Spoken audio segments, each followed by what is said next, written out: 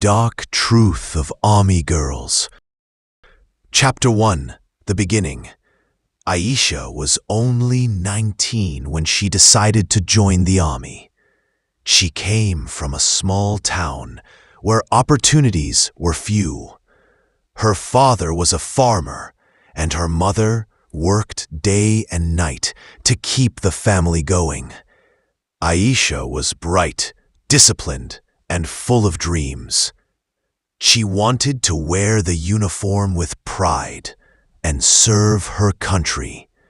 Her family was proud, yet worried. Her mother cried silently when Aisha packed her small bag to leave for training. "Stay strong, my daughter," her father said, hiding his tears. "This path is not easy, but if this is your dream, then walk it with courage." Aisha hugged them both, promising she would make them proud. She left for the training camp with hope in her heart and fire in her eyes. She did not know then that the reality of army life for girls was much darker than she had imagined. Chapter 2. Training Days. The first days at the training academy were exhausting. Aisha woke at 4:30 every morning to the sound of whistles. She had to run miles with heavy bags, crawl through mud, lift weights, and practice shooting until her arms ached. Many times, she wanted to quit. Her body hurt, and she missed her family terribly. But she held on. She believed the pain was temporary, but the pride of wearing the uniform would last forever. There were other girls in the camp: Rani, Mira, and Farah. They became friends quickly. Together, they helped each other through the harsh training. They laughed at night in the dormitory, shared food, and wiped each other's tears. But soon, they realized that physical pain was not the only challenge they would face. Chapter 3. The Hidden Struggles. Being women in the army was not easy. The girls noticed how male officers treated them differently. Some respected them, but others made rude remarks, laughed at their mistakes, or questioned their abilities. "Women are too weak for the battlefield," one instructor once said loudly. "They should be in kitchens, not carrying guns." The words burned Aisha's heart, but she stayed silent. She knew arguing would only bring trouble. The girls also faced stricter rules. They had to always watch how they dressed, how they spoke, and even how they walked. Any small mistake would be punished. One night, Mira whispered, "Do you ever feel like we have to prove ourselves twice as much as the men?" Aisha nodded. "Yes, but we cannot give up. If we quit, they will say we were never capable. We must fight harder." The girls promised each other they would not give up, no matter how dark the road became. Chapter 4. First Posting. After training, Aisha was posted to a border camp. Life there was tougher than training.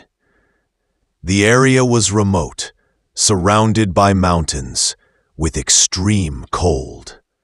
Supplies were limited, and living conditions were rough. The soldiers, both men and women, shared duties. But when danger came, the women were often pushed aside, told to stay back while men took the lead. This hurt Aisha. She wanted to serve equally. She wanted her gun, her courage, and her heart to count just as much as anyone else's. But the darker truth lay not only in discrimination, but also in the way some officers treated Army girls. Chapter 5. The Silence. One evening, Farah came to Ayesha with tears in her eyes. She confessed that a senior officer had been harassing her. He used his power to make her feel unsafe. Sarah was afraid to report it because she knew no one would believe her. "They will say I am lying just to ruin his name," she cried. Ayesha was shocked and angry, but she had heard similar whispers before. Many Army girls had faced harassment, but very few dared to speak. The system often protected powerful men, while women were silenced. The girls learned to keep their distance, to avoid being alone, to hide their fears behind forced smiles. The world outside respected the uniform, but inside the camp, they were often treated as weak or vulnerable. Chapter 6. The Pain of War. One winter, an attack took place near their camp. Bullets fired and bombs exploded. The soldiers fought bravely. Ayesha and her fellow girls were not kept behind this time. They stood side by side with their brothers in arms. Ayesha remembered the cold wind, the deafening noise, and the fear in her heart. But she also remembered her courage. She aimed her gun and protected her people. That night, they lost some comrades. Some men who once mocked the girls now looked at them with respect. But respect was short-lived. The next day, whispers and discrimination returned. Ayesha realized that for Army girls, even the blood they shed in war was sometimes not enough to prove their worth. Chapter 7. Broken Dreams. Ronnie, one of Ayesha's closest friends, broke down one day. She wanted to resign. The pressure, the harassment, the unfair treatment, it was too much for her. "I thought wearing this uniform would mean honor," Ronnie sobbed. "But instead, I feel like we are trapped in a world where no one values us." Ayesha hugged her and tried to encourage her, but deep inside, she too carried the same doubts. The Army had given them strength, discipline, and courage, but it had also stolen their innocence, their peace, and sometimes their dignity. Chapter 8. The Dark Truth. The dark truth of Army girls was not just about bullets and wars. It was about the silent battles they fought every day, against harassment, against stereotypes, against loneliness. They missed weddings, family gatherings, and festivals. They lived far away from loved ones. Some never got married because people thought Army girls were too strong or not feminine enough. Society judged them harshly. Many girls left the Army after a few years, broken and disillusioned.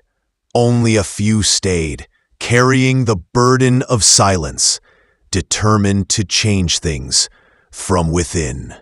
Chapter 9. Ayesha's Decision. After years of service, Ayesha sat alone one night under the cold sky, thinking about her journey. She had faced insults, loneliness, and fear, but she had also gained strength, courage, and sisterhood. She decided she would not stay silent anymore. She started writing about her experiences, about the struggles of Army girls. She wanted the world to know the truth, not just the shining parades and medals, but the hidden pain behind them. Her words became powerful. Slowly, more women came forward to share their stories. Together, they raised their voices for change. Chapter 10. Hope for Tomorrow. The dark truth of Army girls cannot be erased in one day, but brave women like Aisha, Rani, Mira, and Farah showed that silence can be broken, and truth can shine even in the darkest corners. Army girls are not weak. They are warriors who carry both the weight of the battlefield and the burden of prejudice. Their stories are filled with courage and pain, pride and sacrifice. And perhaps one day, the world will finally see them, not as weak girls in uniform, but as true soldiers who gave their everything for their country.